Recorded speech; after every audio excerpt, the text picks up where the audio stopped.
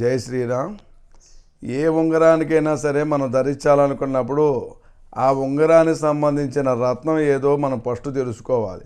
మీరు ఏం చేస్తారంటే ఈ ఉంగరాన్ని మీరు ధరించేటప్పుడు మీరు అవతల వాళ్ళ దగ్గర కొనుక్కుని అంటే రెడీమేడ్గా కొనుక్కునేటట్టయితే నక్షత్ర బలాన్ని చూసుకుని క్షేమతారలో ఉండేటట్టు, లాభతారలో ఉండేటట్టు, అంటే సంపత్తారలో ఉండేటట్టు, లేదంటే మిత్రతారలో ఉండేటట్టు ఖచ్చితంగా కూడా చూసుకుని మీరు జన్మతారలో ఉండేటట్టు చూసుకుని, అంటే చెడు కాకుండా తారాబలం బాగుండాలి. తారాబలం బాగుండే విధంగా చూసుకుని ఉంగరం కొనుక్కోవడం, తారాబలాన్ని బట్టే చేతికి ధరించడం.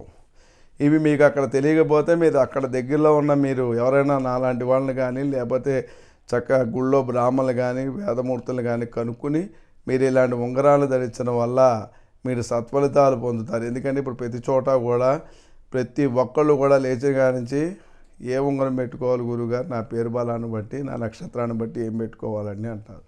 అందువల్ల ఏంటంటే తప్పనిసరిగా కూడా ఉంగరం ధరించాలి అంటే ఈ నియమాలను కనుక పాటించినట్టయితేనే మీకు ఆ ఉంగర సత్ఫలితాలనే మీకు దొరుకుతుంది. ఇక ధనిష్ట నక్షత్రం వాళ్ళు పగడం 6 క్యారెట్ల రాయి ఎడమ చేతి ఉంగరాన్ని కనుక వేలికి ధరించినట్టయితే మంచి ఫలితాలను కనుక వస్తాయి.